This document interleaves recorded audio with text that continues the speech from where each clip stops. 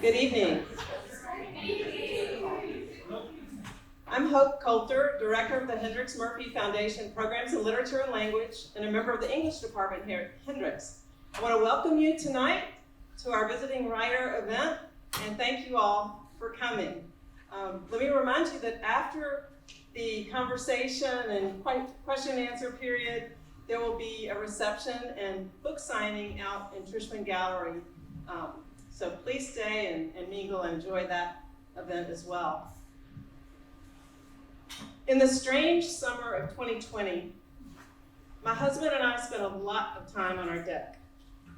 We're birders, but birding can be slow in the summertime, and the skies were pretty empty. Travel had shut down around the world when the pandemic started, and like so many people, including those in the aviation industry, we wondered whether we would ever fly again.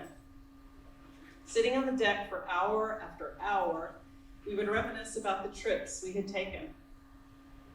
Meanwhile, every so often, crossing the expanse of blue between the oak tree and the pine tree in our backyard, the tiny, precise outline of a plane would arc across the sky.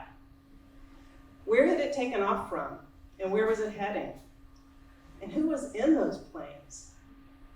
With the aid of an app called Flight Radar 24, we realized that our house is underneath a web of flight paths.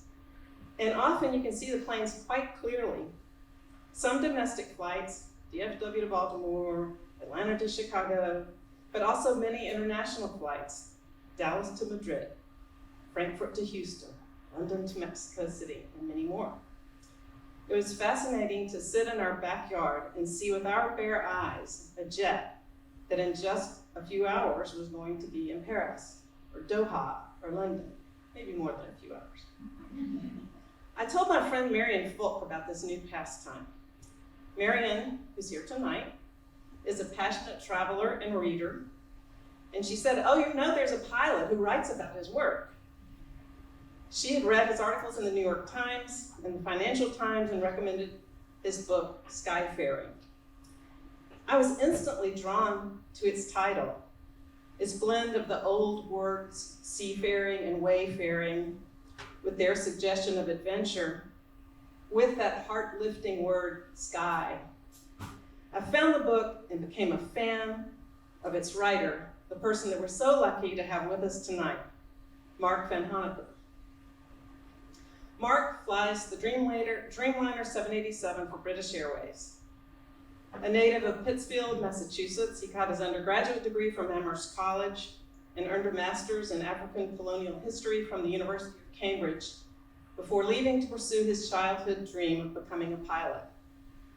He lived in London with his husband, Mark, and sojourns regularly in the US at their home in the woods outside Pittsfield. Besides Skyfaring, A Journey with a Pilot, he's the author of the books How to Land a Plane and Imagine a City, A Pilot's Love Letter to the World's Greatest Cities, as well as numerous articles in Slate, the New York Times, Financial Times, and elsewhere. His writing has won many accolades and has been called enchanting, dreamy, and erudite, combining God's eye view with street-by-street detail. It's my honor to welcome to Hendrix, Mark Vanhoenacker.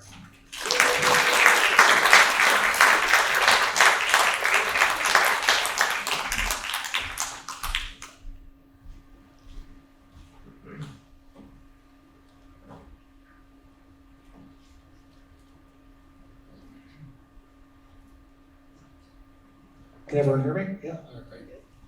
Well, thank you very much for that warm welcome. Welcome, Hope.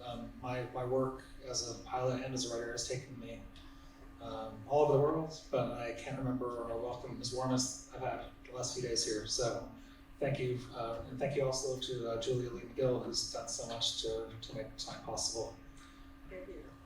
I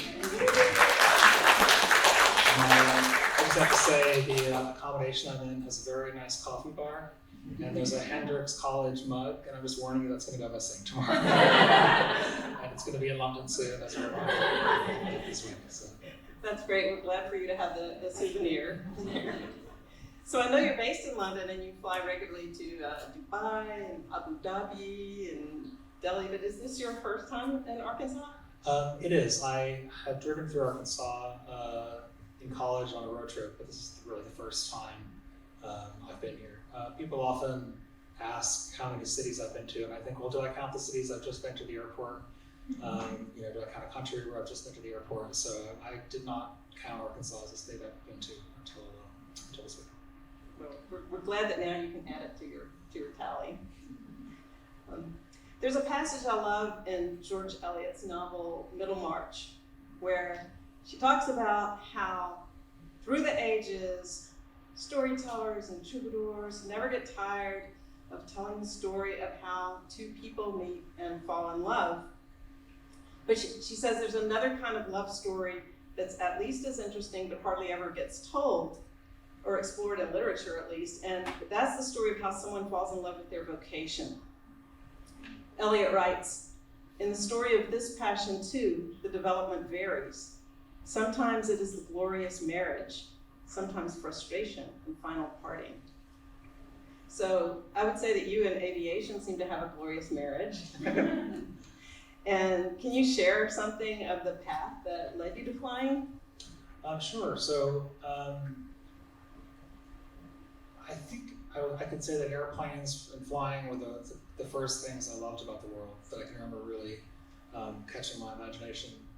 So I grew up in Pittsfield, this small city in western Massachusetts, which is pretty far from any major airports. There's a tiny airport there where I did some flying lessons, but nevertheless, somehow airplanes got into my blood. My father had been born in Belgium and then had lived in Africa and in South America before he moved to the US.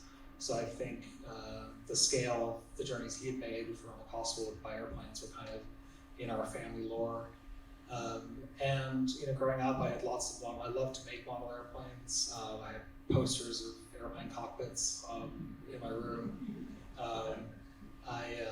I was a pretty serious airplane geek, as I guess I still am. But we didn't know, my parents didn't know any pilots, and there were none in our neighborhood. There was no, there were no commercial pilots living nearby because there were no airports nearby. And so I didn't really know how to become a pilot. And that's actually true of writing as well. I was interested in writing, but didn't have any family or neighborhood ties to writers that might have helped me find my way quicker to that as a career or as a side career. So that love of airplanes kind of persisted through high school, and I took a few flying lessons in high school. But Pittsfield, it's not a great place to learn to fly. There's a lot of mountains, a lot of snow, so the flying season there is pretty, it's not like you can fly every day there. Then I went to college and again was really interested in flying, but it was just this kind of, everyone would have said, oh yeah, Mark, he's into airplanes, but he's majoring in history, or he's in Japanese class or whatever. And then I went to grad school. I did my master's, and then I started a PhD. And then part of that PhD involved going to Kenya for some archival research for a year and a half or 2 years. So I flew from London to Nairobi, and then maybe that was on a Friday or something, and then on a Monday morning I showed up at the archive, this grand old dusty colonial archive building in the center of Nairobi, and I was given the first stack of documents I was meant to make notes on. And I thought, the flight here from London, where I was looking out the window thinking, oh my God, I'm going to Africa, looking down at the coast, and thinking of all the places and all the things I might learn about that. I was thinking, that flight was definitely the most exciting thing about this trip. And I thought that was a good chance, a good opportunity to cut my losses on the grad school route and find my way to becoming a pilot. And I think I was 24 or 25 at the time, and I, people have new careers at all different stages, but I was aware that the farther down that path I went, the harder it might be to leave it. So then I worked in Boston for a couple of years in an office job that I took because I knew it would require me to fly a lot. It was a consulting company. And it was actually located, I don't know if anyone knows Boston, it was right on the harbor, so right across from Logan Airport. So even when I was meant to be working there, saving my money for flight school, I was looking at the planes across the harbor. And then just after that, a couple of years after that, I moved back to the UK and started a training program that took me all the way to the right-hand seat of an airliner. So my first flight with passengers was from London to Glasgow in April 2003. That's a wonderful story. I sense a theme. That's a theme. One thing I love about your writing is this insight into the daily kind of lived experience of being a pilot. So there are mechanical details and things that I've been curious about, such as where do the pilots sleep during their off shift on these long flights, and also the bodily experience of crossing so many time zones. So often, you're not just crossing them once, but back and forth. And so in fact, you seem to have coined this phrase, place lag, that you say is distinct from jet lag. Can you tell us a little bit more about place lag? Yeah, that was one of those things that I had a feeling for, and the feeling was so strong it eventually needed a word. And jet lag is, as we all know, when we travel across time zones, it's we have a circadian rhythm, and which is determined by our evolutionary history, and so when we travel across time zones, that shift disrupts our circadian rhythms, and it takes us a few days to readjust to a local time zone, and we're kind of all familiar with that experience. And I found there was kind of an analog maybe in our sense of place. And if you think about how we evolved, we in pre-modern times, we would have probably never grown more than a few miles from our birthplace, and we would have known a place intimately well. But even when we did go on journeys, on migrations, on seasonal travel, or just moving to a new part of the world, we would have seen everything between A and B like you would have walked it. You would have seen. There would have been no gap between where you started and where you finished, like conceptually, and it would take a long time.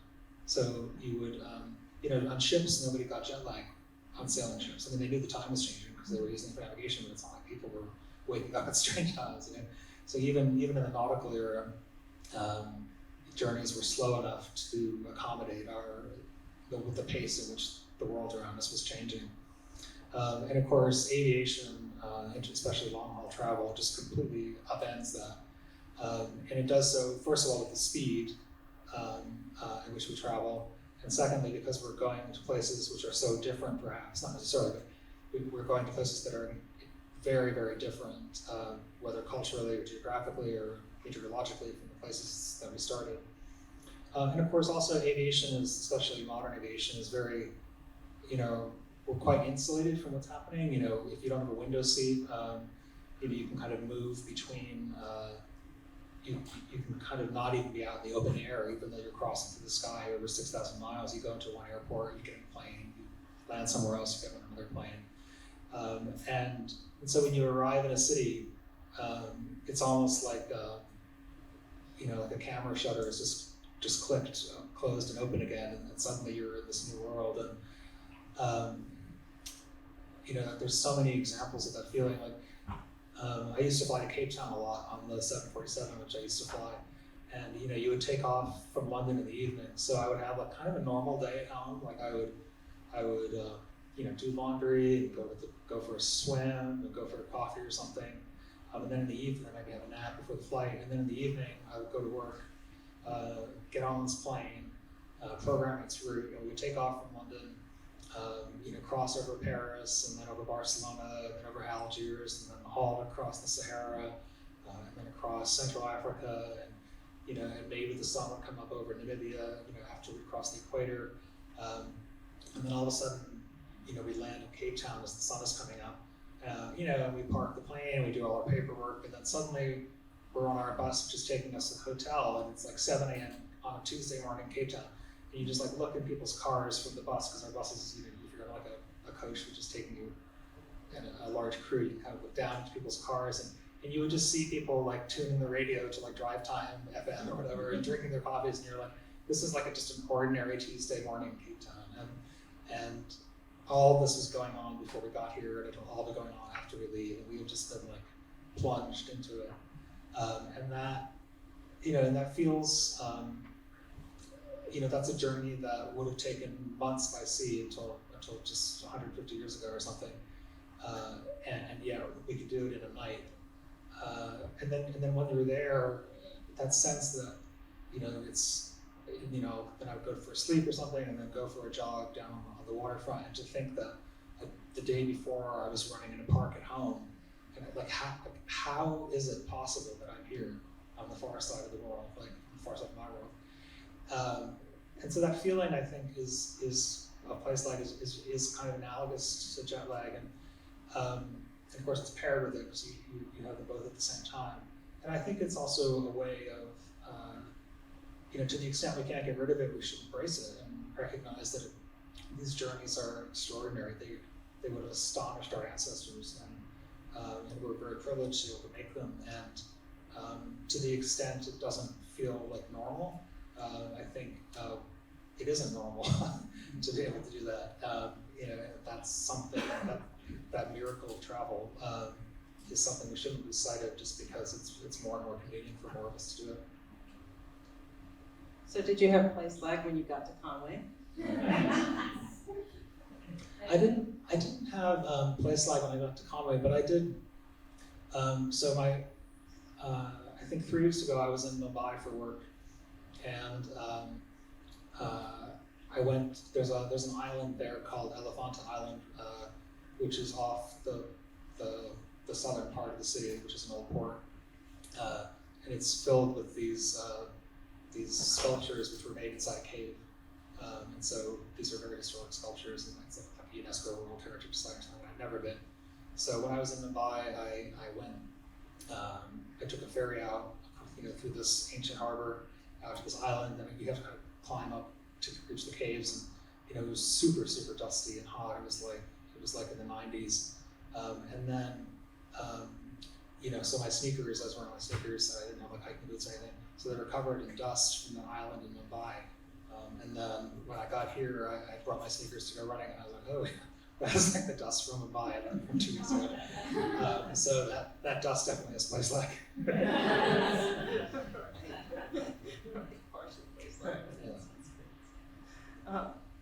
I'm struck by the way that you obviously are fascinated by a lot of the world's biggest cities, and yet you retain a real love for your hometown of Pittsfield. I think a lot of us are from smaller towns or cities as well, and probably more of us here than ones who are from the great metropolises of the world. But can you, in Imagine a City, you say that your hometown of Pittsfield, Massachusetts has served you as a lens and a map of sorts. And I think you also say then, and also as a first language. Can you talk a little more about those metaphors and how Pittsburgh informs the way you talk? Yeah, so Pittsfield, it's in western Massachusetts. So Massachusetts is quite a populated state, but almost everybody is outside Boston or in Boston. So the western part is pretty rural, and there's one city there essentially in the far west, which is the one that I grew up in.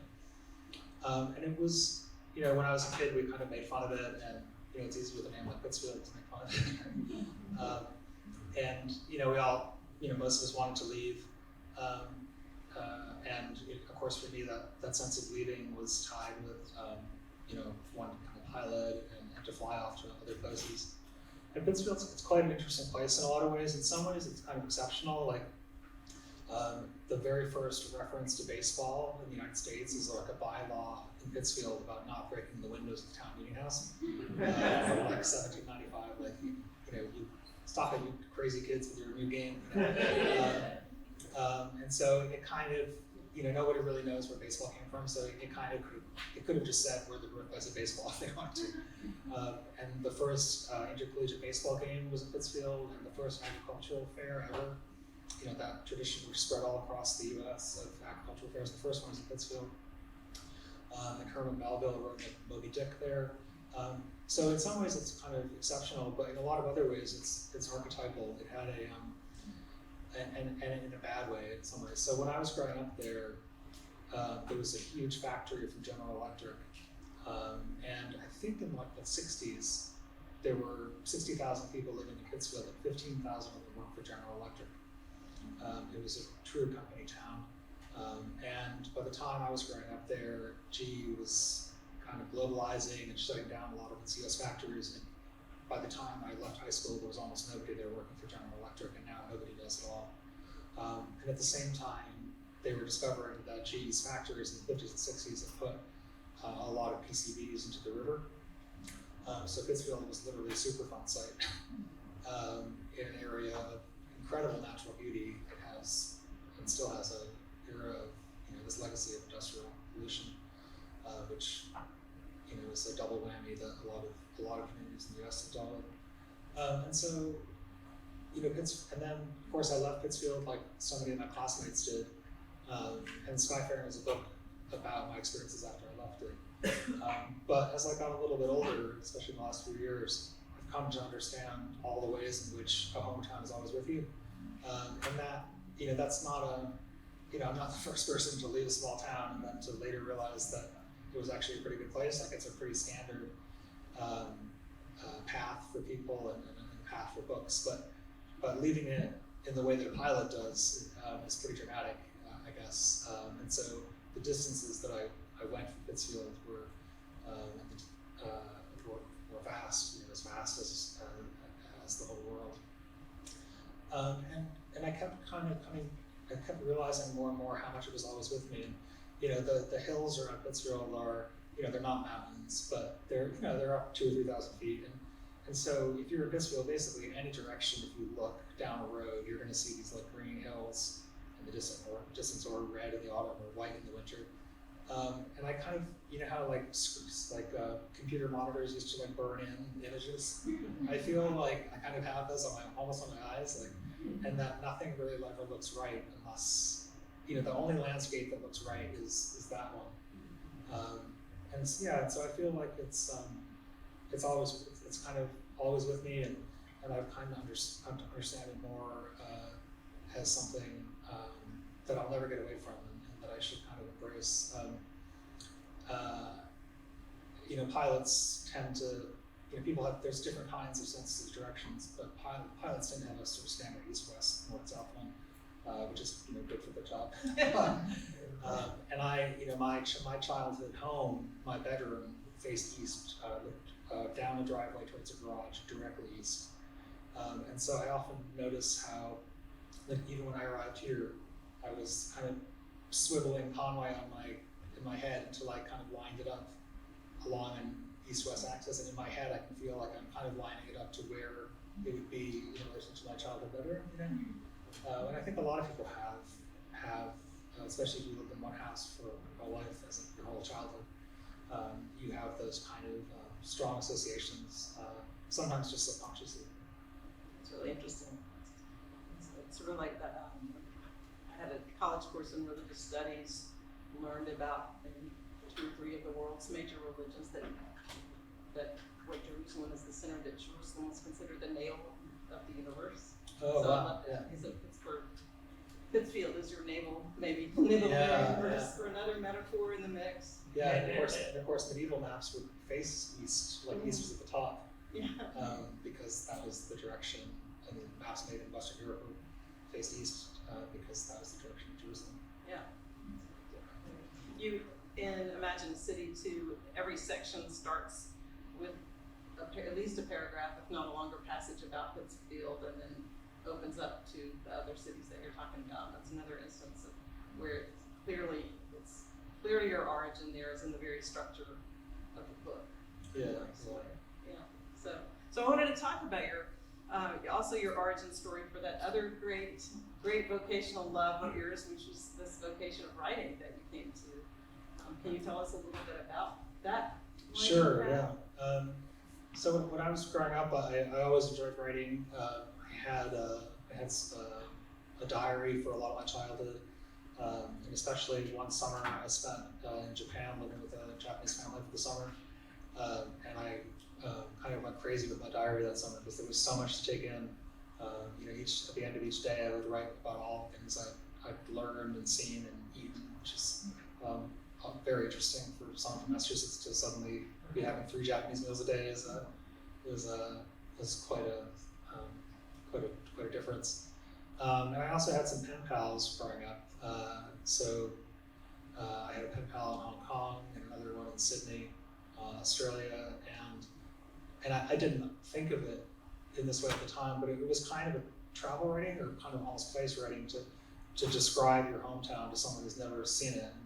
And so to write to these, my pen pal Daisy in Hong Kong, she lived in the shadows of these crazy skyscrapers of Hong Kong, and it's this subtropical metropolis,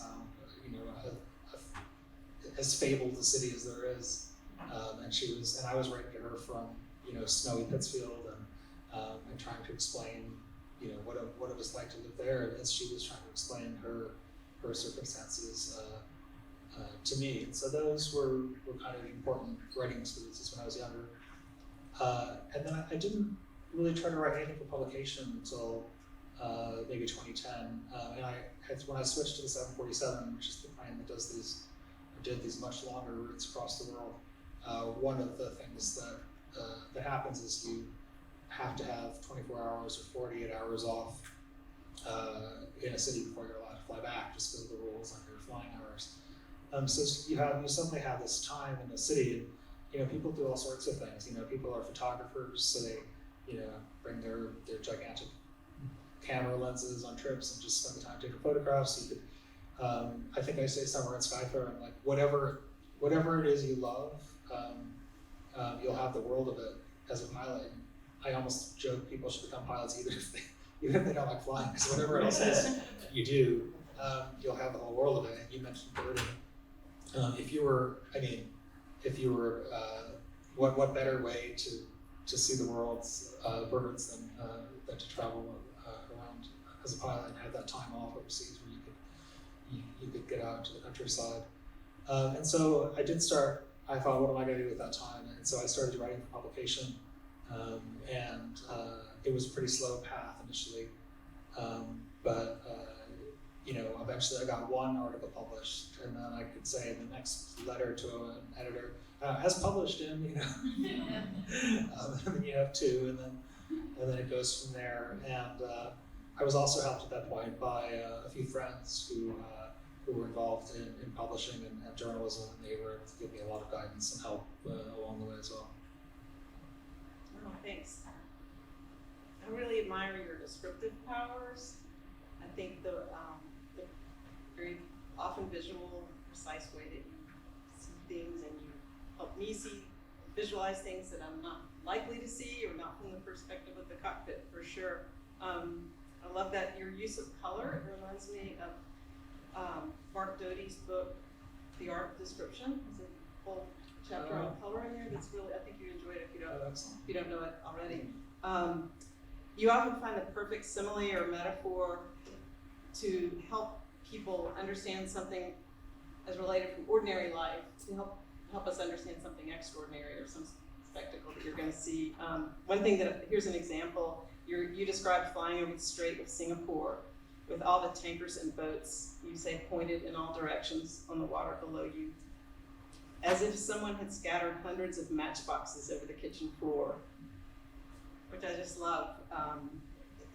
I instantly could visualize those tankers and boats on the surface of the water by your connecting it to that very ordinary household image of matchboxes on the kitchen floor. So I'd love to hear you talk about that descriptive ability and whether you think it comes naturally or whether you honed it and crafted it. But also would love to hear from the book. So maybe you have a passage to illustrate that from your books. Sure. I think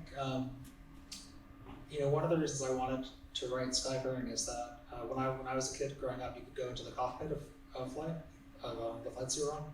You could ask to go in and you could see the pilots at work and see their view of the world. But of course, after 9/11, that stopped. And So for a whole generation of pilots, future potential pilots, they don't have that access to the experience of being a pilot. And so I wanted to, one of the reasons I wrote Skyfaring was to share with passengers, but also with potential future pilots, what the job is like. And the door is, you literally have a descriptive, it's almost like a black box in there, like you have you have to write from beyond that door, which is locked, and to describe things that people are never going to see unless they also become pilots. So it is a challenge. The other challenge, of course, is balancing technical information with making things relatable. And that was kind of an endless process. And sometimes I would try to write about something technical, and I would end up going to engineers, like at Honeywell or whoever designed the system that I was just trying to describe. And I was saying, look, this is my description of it to a non-expert. And sometimes those experts would be very, almost like offended, and would say, like, no, you've simplified this too much. This isn't correct. And I would try to craft it in a different way to make it. And I wanted everything in Skyfaring to be understandable to anyone, but also that no expert would say that I've got it wrong. They might say, well, he simplified that, or he glossed over some of the details, or what he said is largely true, but not always true. So that was definitely a tough balance. Analogies are really good, and they can also be kind of treacherous, but they're fun. And it makes you think about an experience in a way that can be kind of difficult as well. You mentioned the ships in Singapore. The last 747 flight I did was to Cape Town, and we came in over False Bay, which is the bay to the south of the airport.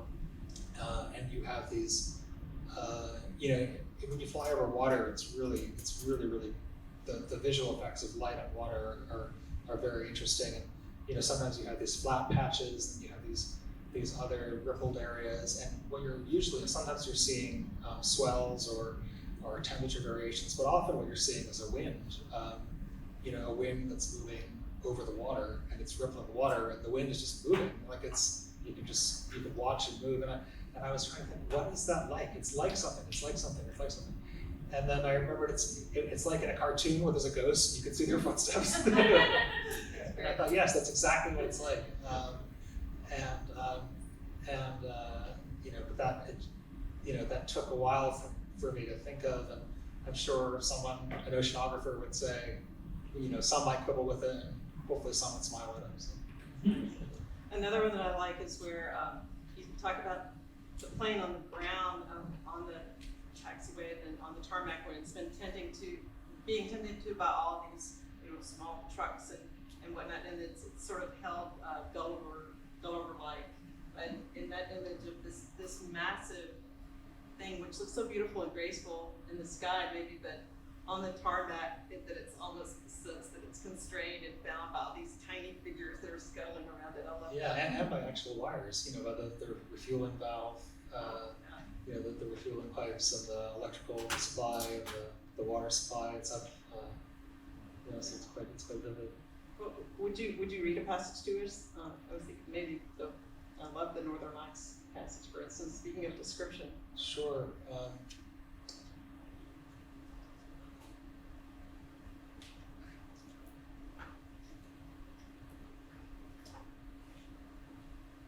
So this is I didn't know anything about writing a book when I was getting ready to write Skyfaring, and I was told that what you need to do is write an introduction and a first chapter.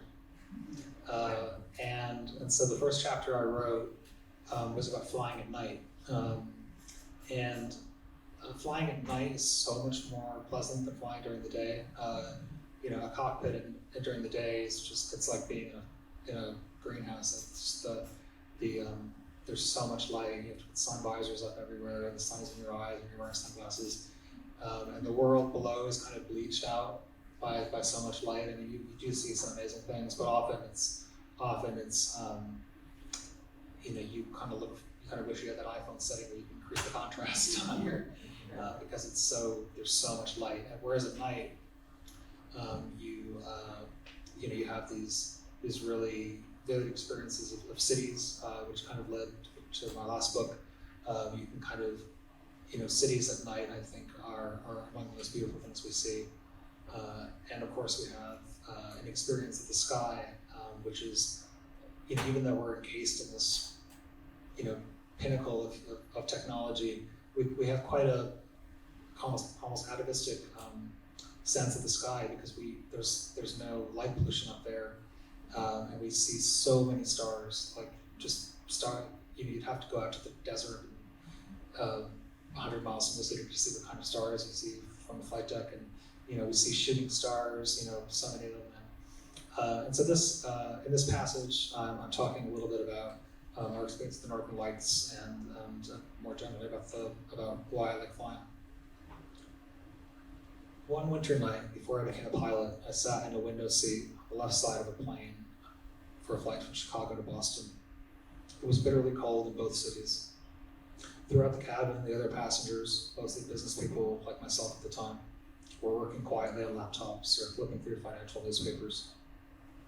About halfway through the flight, I looked out of the window and saw, though I'd never seen them before, what could only be the Northern Lights.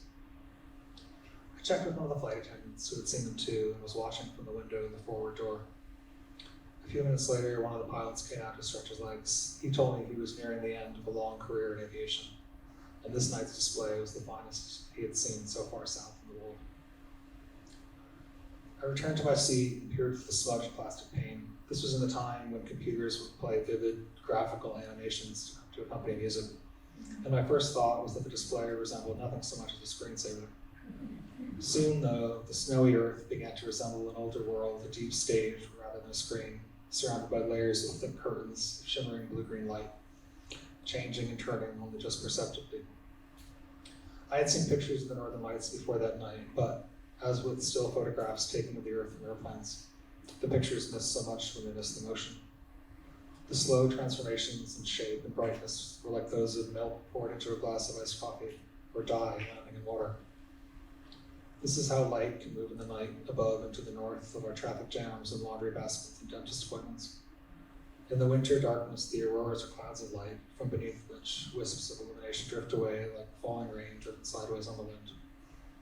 Even in summer, on overnight flights, when the crown of the world may never get completely dark, the Northern Lights may dance to the south, in the darkness of lower latitudes.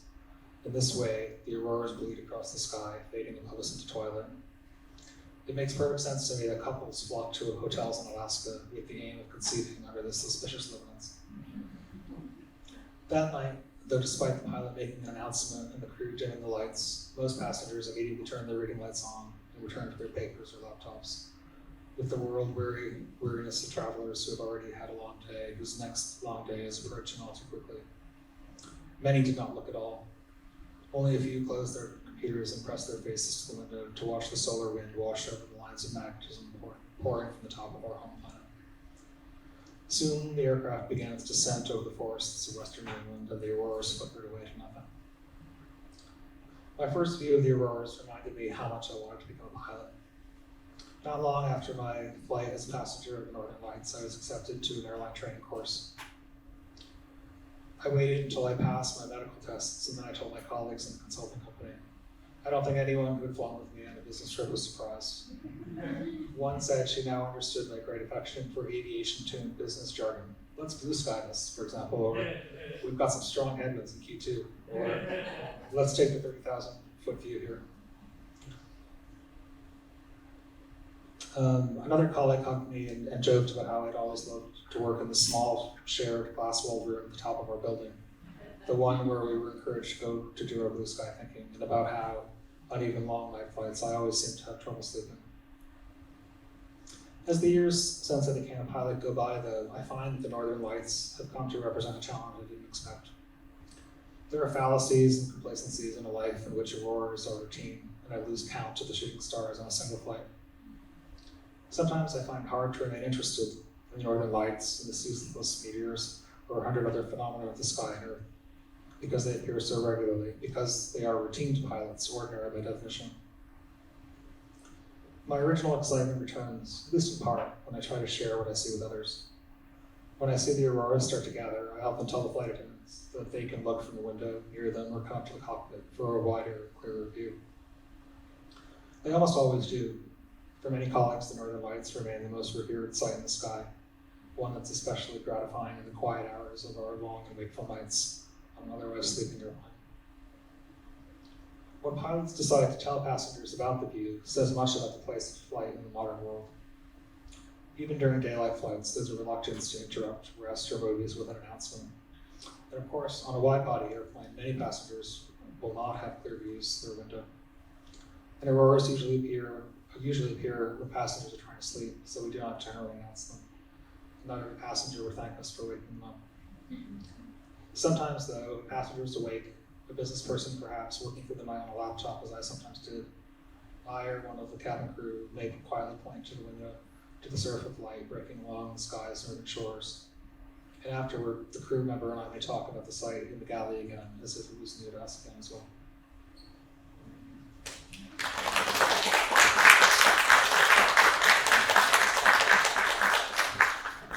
I feel almost that I've seen them conjured in my mind so well. Well, I would say that they've gotten much easier to photograph, and the phone on my camera has they've just gotten so much better over the years. So you can actually photograph them now pretty well from the flight deck, and they look really blurry, but they're blurry anyways. So the photos are getting better and better. So. But the reality is still better. I do want to ask you, before we turn to Q&A here in a couple of minutes, but you mentioned in that passage the beauty of cities, illuminated cities below you, and that's so, you make there's an aesthetic beauty in this these massive urbanized areas, but also you write in both books about some of the trouble that indicates, and the environmental effects of aviation on our planet, and being aware as you fly into these cities, aware of very many different experiences below you, economic disparities and that sort of thing. So just, I know you've talked with some students about this week, but I'm curious to hear you reflect a little bit more on how you struggle with those issues of your profession, the privilege for any of us of flying in an airplane to go to different places and see these things, with the environmental toll that it takes, and with that sort of issue of overflying so many dire problems. Yeah, I mean those are both really interesting questions, and have been kind of ongoing struggles, both personally as well as for anyone who works in the travel industry. And in the last book, which is mostly focused on cities, I really try to reflect on what it means to fly over a place. And cities they're so beautiful from above. I mean, they look like an image of civilization. But of course, they're also completely silent from above. And the thing about cities, almost the point of them is they're not silent places. And so keeping in mind what you can't hear or what you can't see of a place is a challenge for anyone who's entranced by those perspectives. And of course, once we land, we move through places that are much less privileged than the place I live, and it's a constant struggle to remain open to experiences there, and to, as you say, reflect on the kind of privilege that you bring, even with the best will. I was saying to one of the classes that I visited, I got a stomach flu on the trip maybe 9 or 10 years ago, and we have an insurance card provided by our company, and we can call that number anywhere, it's a toll-free number anywhere in the world, and like a doctor shows up. And I was in a hotel and this, it was a Saturday night, and I got a stomach bug, and this doctor arrived, and he wasn't like a family doctor, he was like a university professor of internal medicine on a Saturday night. And I was really struck by the kind of privilege that that is inherent in the position of any traveler who goes to a place with which is less privileged or less well off than the place they come from. And the climate change thing is obviously something that everyone in aviation is thinking about. I would say when I first started flying 22 years ago or so, we thought a lot about efficiency because no one wants to use more fuel than you have to, but it wasn't as explicitly tied to the climate crisis. And now that's really it's something we're thinking about all the time. When I started flying the 747, there's an aircraft library, it was called, and it was literally like a bookshelf in the cockpit, and it was filled with all of our operations manuals, all of our charts. And then somebody realized if you put all this on an iPad, you wouldn't have to carry all those dead trees around the world. The 747 had a bathroom in the flight deck, and it was like the standard bathroom that was everywhere on the plane, except it was inside the flight deck. And so that meant it had a baby changing table. And then somebody realized that it's unlikely to be used in the flight deck, so we can remove that weight. And then the plane I fly now, the 747s were retired, most of them in the pandemic. And I was obviously sad about that. It was a plane that meant a lot to me and to a lot of other people. But the plane I fly now, the 787, it burns about half as much fuel as the 747. And it doesn't carry the same number of passengers, it carries a little bit less, so it's not a direct comparison, but that suggests the scale. And then, going forward, I think the technical challenge of removing, becoming carbon neutral aviation is unique. So I don't remember the exact numbers, but if you have a battery that weighs 10 kilograms, then you have 10 kilograms worth of jet fuel. The jet fuel has about 40 times as much energy as the battery, which suggests the scale of the challenge in removing carbon emissions from aviation. So batteries are heavy. You can have them in a car because the cars support the weight of them, support them on the road. In aviation, whatever you have to take with you. And so I think in the long term, there will be battery-powered short-range aircraft. But for for mid-range and long-range flights, there really isn't an electrical solution. So the solution that's going to come in, I suspect, will be biofuels and synthetic, which are made from agricultural products, and synthetic fuels, which you can make fuel from the air. It just takes a lot of energy to do it. So if you use green energy to make the fuel, and the advantage of that is that the planes, it takes 5 or 10 years to design a plane. Then you build that plane for 20 years, and those planes will fly for another 20 years. So there's a massive existing infrastructure, pipelines and airport fueling facilities, and then of course the engines themselves. So it's really important to be able to have a fuel that you can drop into the existing system, because that system is going to be in place for decades under any scenario. And then in the very long range, in time and distance flying, I suspect there'll be hydrogen-powered aircraft. One of the things that really struck me in the pandemic was, I actually flew throughout the pandemic, but a lot of my flights had no passengers on them. There was just cargo. And about 30% of the world's cargo, by value, not by weight, travels by air. So, those freighters going to Singapore, the ships, all the heavy stuff goes by sea, cars and grain, oil itself.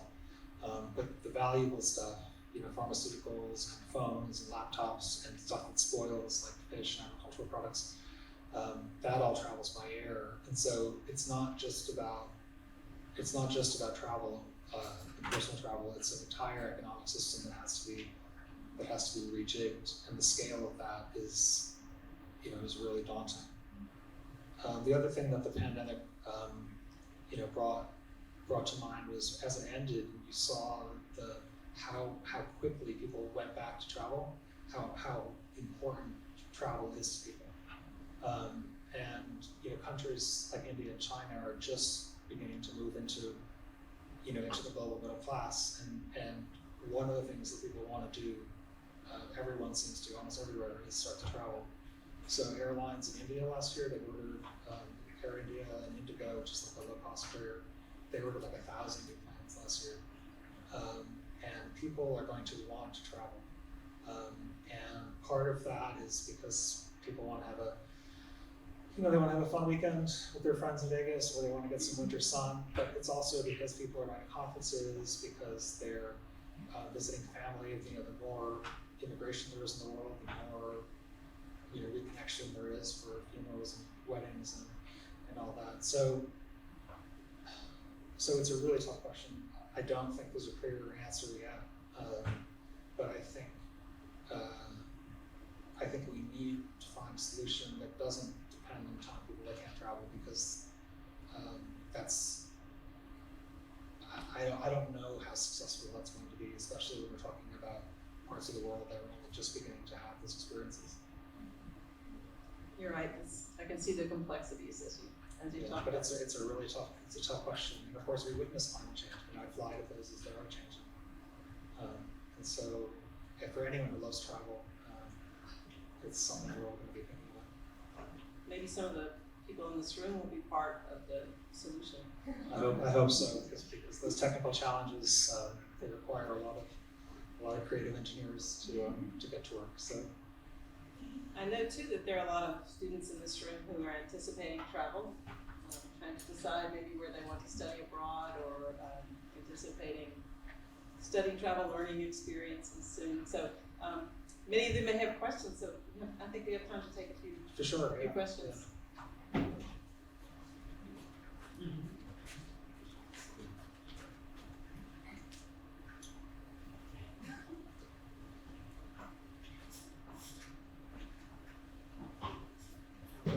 Hi, Mark. Thank you so much for coming all the way here, first of all. And I want to start by saying that I have a tremendous amount of respect for the way you detail description. As a creative writer who's writing a lot, I find that very hard. So I'm constantly impressed by the way you handle it. But that's not what the question's about. My entire life, I've played with the idea of trying to become a pilot. I've always loved flying. But the big thing holding me back is that standing at 6'1", when I sit into a United Economy class seat, I start to get really sore after about 2 hours or so.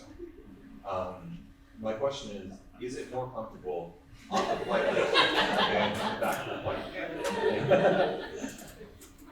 That's a good question. It is more comfortable. The seats are, at least on Boeing's, they have like a kind of fuzzy sheepskin cover. I don't think it's actually wool, but it's but they're definitely pretty comfortable. And of course, we can stretch our legs, so we're encouraged just to stand up and stretch our legs, and that's a lot easier in the front of the plane. The seats are motorized, so you can kind of make leg room as much as you want. And of course, the view definitely compensates for any shortcomings. So yeah, I wouldn't let that stop you. So Colin, those grad school letters that I've been writing, maybe they can be tool for pilot school. Yeah, we can talk. I recommend doing half a PhD. You can do the other half of mine with me. It's,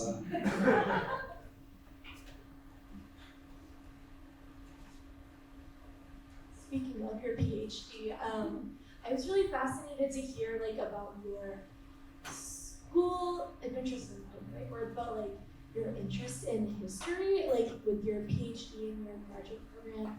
So I was curious to hear how history and the study of history kind of influences your experiences as a pilot and as a writer. Thank you. Yeah. So I was talking about how if whatever it is you love, you'd have the world of it as a pilot, and I almost can't think of a better example of that than history. And so everywhere we go, we're going to the most some of the largest cities that have ever existed, and our experiences there can be as deep as as we want in terms of learning about the history of the place. So we can go to tours, sort of smaller tours, individual tours. We can read up on things. We can go to museums again and again, and we can kind of walk. We can kind of walk around cities and just kind of get a sense of them. And I kind of latch onto a city sometimes, and then just read like a ton of things about it. And then we'll start bidding. We have a bidding program to choose where we go for work. And for a while, I was really into Beijing, so I was flying there a lot, and the scale of Chinese history and the sense of this capital of what was recently the most populous country in the world, and just to think of you could just begin to dip your toes into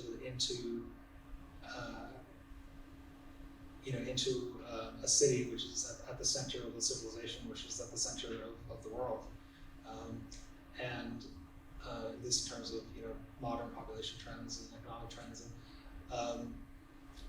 and so I'm often launching into a series of books around the place, and that ties into my trips there, and then with my the activities I choose to do when I get there. And in terms of writing, I mean, that in a quite scattered way helped a lot with writing Imagine a City, because I would write about did somebody tell me that Istanbul just means to the city, and I think that's true actually, or that metropolis means mother city, or all these kind of things I'd learned about a major city, and then I would kind of that would inspire me to go back and to dig into more. And the cities that I chose to write about in Imagine a City were all cities that I had taken those kind of deep dives on. And it really is like that ability to kind of jump into places and subjects and histories for a certain kind of Wikipedia browsing mindset like mine. It's endlessly long. Yeah, there's no end to it.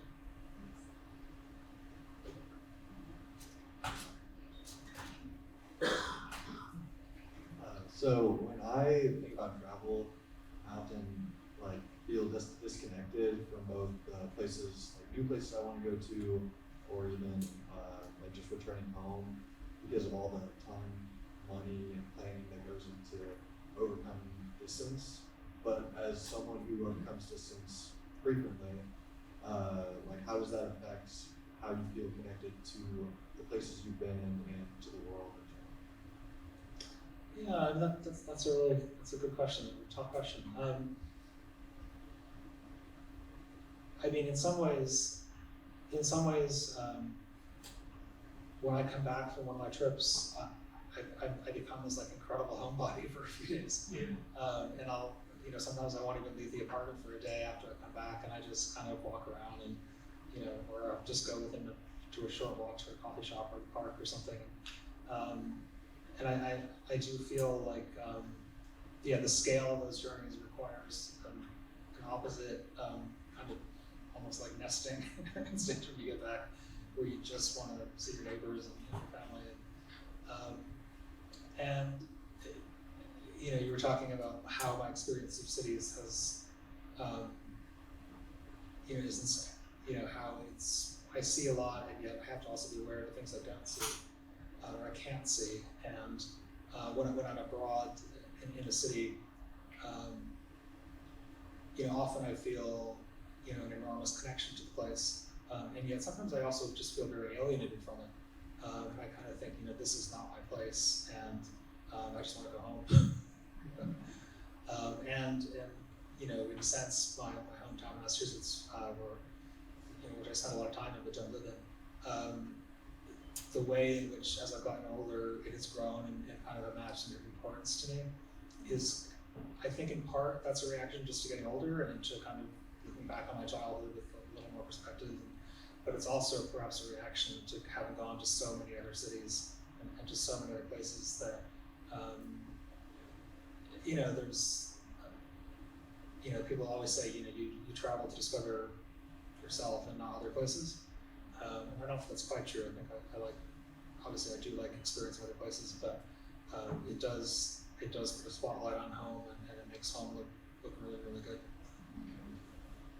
Well, let's continue the conversation in Trishman Gallery outside. There's a wonderful reception laid out there, and also books are on sale, courtesy of Wordsworth Books in Little Rock, so Mark will be signing. But before we head to the lobby, please give a warm thank you to Mark.